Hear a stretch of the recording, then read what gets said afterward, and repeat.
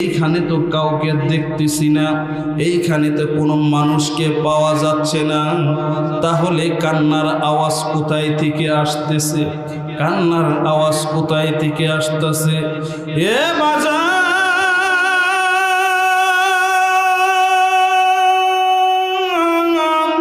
হযরত ওমর ফারুক ভালোভাবে তাকিয়ে দেখে একজন যুবক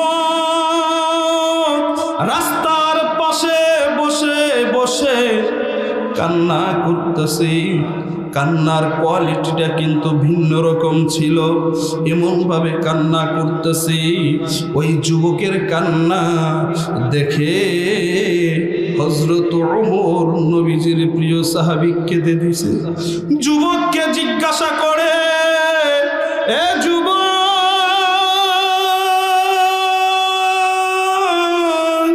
তোমার কি হয়েছে? তোমার কি হয়েছে?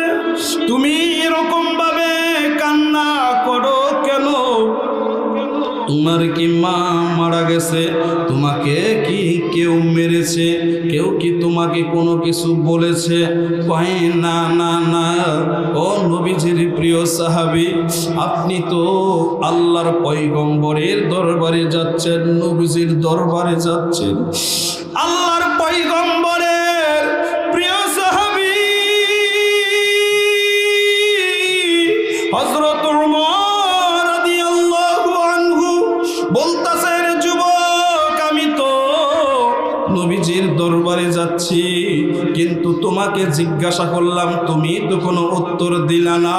তুমি এইখানে বসে বসে কেন কান্না করতেছ? তোমার কি হয়েছে? কি হয়েছে?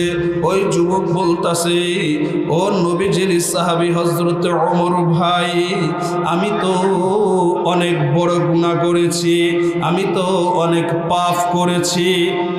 নবীজির প্রিয় সাহাবী রাস্তা দিয়ে যাচ্ছিলেন নবীজির দরবারে। রাস্তা দিয়ে কিছুক্ষণ যাওয়ার পর কানের ভিতরে কেমন যেন কান্নার আওয়াজ আসলো, কান্নার শব্দ আসলো। হযরত ওমর ফারুক রাদিয়াল্লাহু আনহু অবাক হয়ে গেল।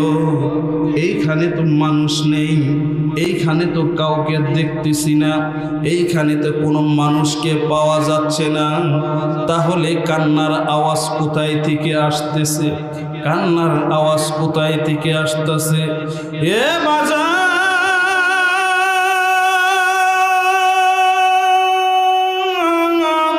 হযরত ওমর ফারুক ভালোভাবে তাকিয়ে দেখে একজন যুবক রাস্তার পাশে বসে বসে কান্না করতেছে। কান্নার কোয়ালিটিটা কিন্তু ভিন্ন রকম ছিল, এমনভাবে কান্না করতেছে। ওই যুবকের কান্না দেখে হযরত ওমর নবীজির প্রিয় সাহাবী কেঁদে দিছে। যুবককে জিজ্ঞাসা করে, এ যুবক,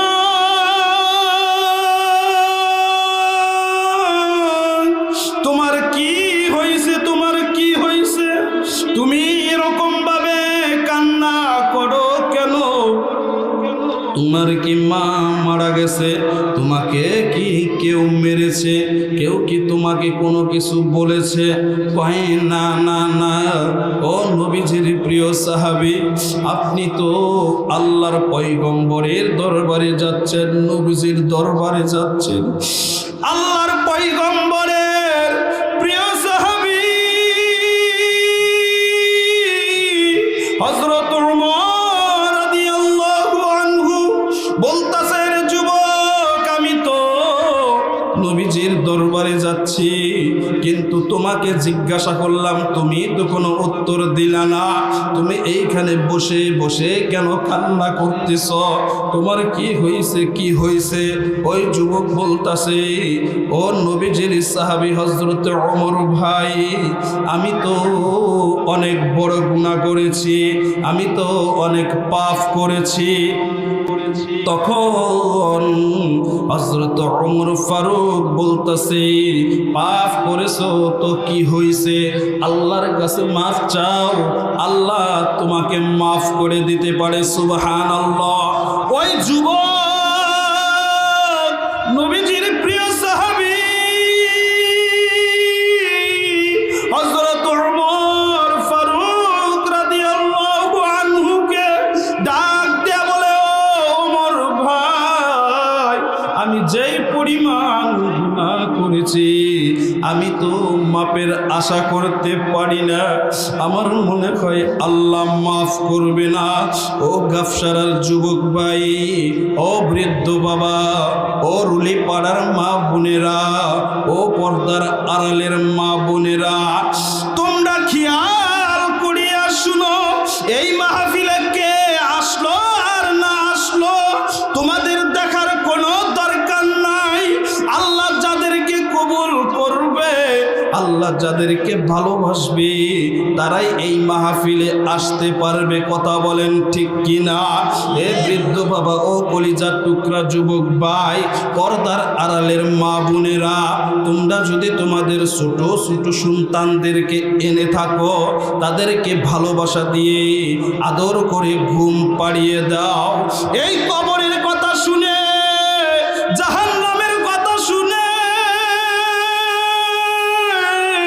যদি মা একটা ফোঁটা চোখের পানি ছেড়ে দিতে পারো, এই একটা ফোঁটা চোখের পানির বিনিময়ে আল্লাহ তোমাদেরকে মাফ করতে পারেন। সুবহানাল্লাহ। হযরত ওমর ফারুক ওই যুবককে ডাক দিয়ে বলে, রে যুবক, তোমার গুনাহ কি আল্লাহর দয়ার থেকে বেশি হয়েছে? তোমার গুনাহ কি আল্লাহর দয়া থেকে বেশি হয়েছে? নবীজির প্রিয় সাহাবী হযরত ওমর ফারুকের কথা শুনে যুবক আরো কান্না করে দিল। ও ওমর ভাই, মনে হয় আমি যেই পরিমাণ গুনাহ করেছি, আমার মনে হয় আল্লাহ আমাকে মাফ করবে না। এ বাজার, খেয়াল করে শুনতে হবে, অন্তরের জানালাটাকে খুলে দাও, দিলের দরজাটাকে খুলে দাও। এ বাজার, হযরতে ওমর ফারুক নবীজির সাহাবী নবীজির দরবারে চলে আসলো। আসার পর আল্লাহর পয়গম্বরকে সালাম দিল। সালাম দেওয়ার পর নবীজি ভালোভাবে তাকিয়ে দেখে ওমরের চেহারাটা যেন কেমন হয়ে গেছে। আল্লাহর পয়গম্বর ডাক দিয়ে বলে, ওমর, তোমার কি হয়েছে? তোমার কি হয়েছে? মনে হয় তোমার চেহারা দেখে বোঝা যাচ্ছে, মনে হয় তুমি কান্না করেছো। নবীজির প্রিয় সাহাবী হযরতে ওমর ফারুক বলে, ও পয়গম্বর, কান্না করেছি। আপনি ঠিকই বলেছেন, ঠিকই বলেছেন, কিন্তু কেন কান্না করেছি? কেন কান্না করেছি? আল্লাহর পয়গম্বর ডাক দিয়ে বলে, এ ওমর, কেন কান্না করেছ? কেন কান্না করেছ? তোমার কি হয়েছে? কি হয়েছে? কি কারণে কান্না করেছ? ও পয়গম্বর, আমি আপনার দরবারে আসার পথে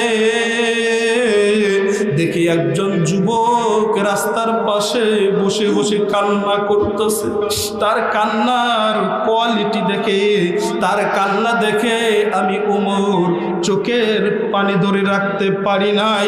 ওই যুবকের কান্না দেখে আমি ওমর চোখের পানি ধরে রাখতে পারি নাই।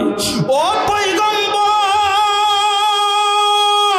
ওই যুবক আমার সাথে এসেছে, যখনই জিজ্ঞাসা করি, যুবক বলে, আল্লাহ আমাকে মাফ করবে না, আল্লাহ আমাকে মাফ করবে না। ওগো পয়গম্বর যখনই জিজ্ঞাসা করে যুবক কি হয়েছে কি হয়েছে, যুবক শুধু বলে আমি পয়গম্বরের কাছে বলবো আমি যেই পরিমাণ গুনাহ করেছি এই গুনাহ মনে হয় আল্লাহ মাফ করবে না, আল্লাহ মাফ করবে না। যুবক কোথায়, যুবক কোথায়? ওই যুবক যখন পয়গম্বরের সোহবতে চলে আসলো, পয়গম্বরের কাছে যখন চলে আসলো, ওই যুবক হাউ মাউ করে কান্না করে দিছে, বলতাছে ওগো পয়গম্বর, মনে হয় আল্লাহ আমাকে মাফ করবে না, মনে হয় আল্লাহ আমাকে মাফ করবে না। আল্লাহর পয়গম্বর ডাক দিয়ে বলে, এ যুবক তোমার কি হয়েছে, কি হয়েছে? তুমি কি গুনাহ করেছ? তুমি কি সগীরা গুনাহ করেছ? তুমি কি কবিরা গুনাহ করেছ? তুমি কি শিরকির গুনাহ করেছ? তুমি কত গুনাহ করেছ? আল্লাহর কাছে মাফ চাইলে আল্লাহ তোমাকে মাফ করে দিতে পারে। সুবহানাল্লাহ। আল্লাহর পয়গম্বর এই কথা বলার সঙ্গে সঙ্গে ওই যুবক আরো কান্না করতে শুরু করে দিল। ওই যুবক চোখের পানি ধরে রাখতে পারতাছে না। আল্লাহর পয়গম্বর বলে, এরে যুবক তোমার কি হয়েছে, ঘটনাটা কি, তুমি আমাকে খুলে বলো। ওই যুবক সন্তান আল্লাহর পয়গম্বরকে ডাক দিয়ে বলে, ও পয়গম্বর, আমার একটি অভ্যাস, এই শহরের মধ্যে যখন কোনো মানুষ মারা যায়, ওই মানুষগুলো কবরে নামানোর পর আত্মীয় স্বজনগুলো যখন চলে যায়, রাত হওয়ার সঙ্গে সঙ্গে আমি ওই কবরের ভিতরে নেমে পড়ি। শুধু তাই নয়, তাই নয়, ওই লাশ থেকে আমি কাপড়টা নিয়ে আসি, কাপড়টা পরিষ্কার করে ধুয়ে পরিষ্কার করে আমি বাজারে বিক্রি করি। ও পয়গম্বর, শুধু তাই নয়, তাই নয়, একদিন শুনতে পাইলাম এই মহল্লার, এই শহরের, এই অঞ্চলের একজন সুন্দরী মেয়ে ইন্তেকাল করেছে, একজন সুন্দরী মেয়ে ইন্তেকাল করেছে। ইন্তেকাল করার পর আমি ওই কবরের ভিতরে গেলাম। আত্মীয় স্বজনগুলো যখন মাটির কাজ শেষ করেছে, সব কিছু শেষ করে যখন বাড়িতে চলে গেছে, বাড়িতে যাওয়ার সঙ্গে সঙ্গে আমি যুবক ওই মেয়ের কবরে নেমে পড়লাম। চিন্তা করে দেখছেন, ওই যুবক বলতাছে ওই মেয়ের কবরে আমি নেমে পড়লাম। ও পয়গম্বর, নেমে পড়ছে, শুধু তাই নয়, এই জায়গায় শেষ নয়, আমি কাফনটা যখন মেয়ের কাছ থেকে আমার হাতে নিয়েছি, মাটির উপরে চলে আসব, এমন তো অবস্থায় আমি শয়তানের ওয়াসওয়াসায় পড়ে, শয়তান আমাকে বুদ্ধি দিল, এর যুবক তুমি যে কাপড়টা নিয়ে উপরে চলে যাচ্ছ, যার কাপড়টা নিচ্ছ তুমি, যার কাফনটা নিচ্ছ, ওই মেয়েটির কি চেহারা দেখছো তুমি? মেয়েটির কি চেহারা দেখছো? যুবক চেহারার দিকে তাকিয়ে মেয়ের লোভে পড়ে চেহারার আশেক হয়ে মেয়েটির সাথে ওইখানের জিনার কাজ শুরু করে।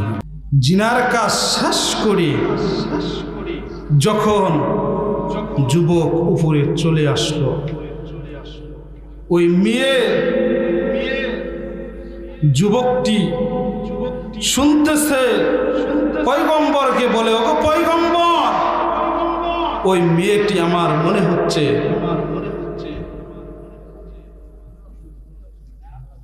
বললাম যে ভাই ওইখানে হাত দিও না, একজন ওই পাশে বসো, হাত দিও না, ওইখানে হাত দিও না, যেরকম আছে ওইভাবে রাখো। একটা ওয়াজের পয়েন্টে চলে গেলে, ফিনিশিংয়ে গেলে ওই ওয়াজটা তুলতে অনেক কষ্ট হয় না, হুজুর কি বলেন? এরকম করো না।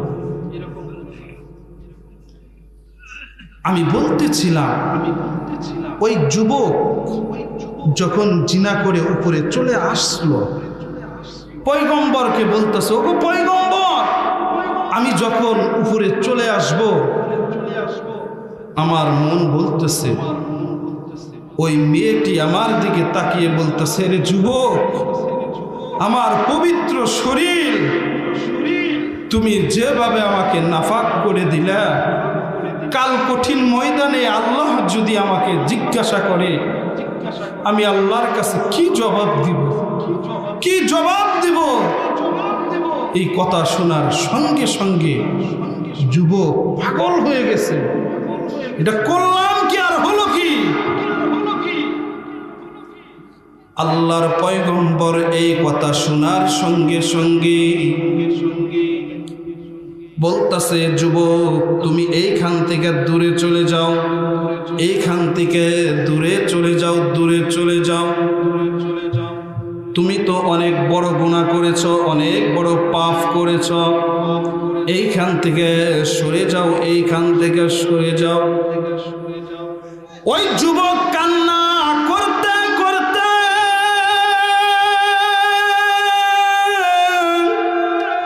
নবীজির দরবার ছেড়ে জঙ্গলে কান্না করতে করতে অনেকদিন কান্না করার পর জিবরাইল চলে আসছে আল্লাহর পয়গম্বরের কাছে।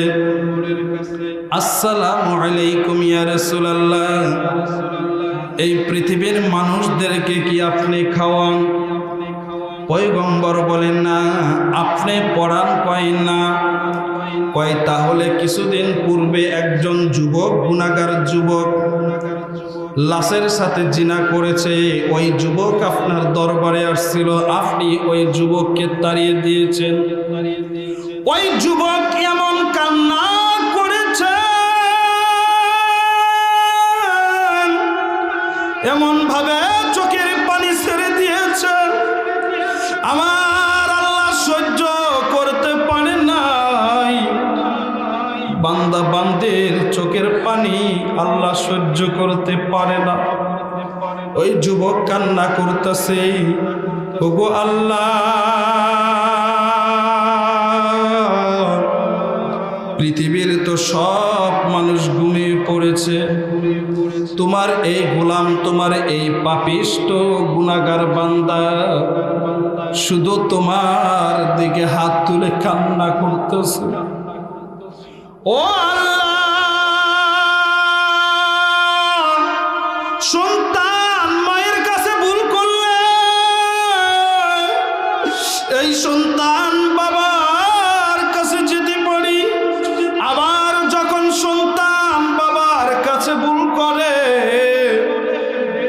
বাবা যখন মাফ না করে মায়ের কাছে যাইতে পারে, সন্তান ভাই যখন বোনের কাছে ভুল করে, বোন মাফ না করলে আরেক বোনের কাছে যাইতে পারে।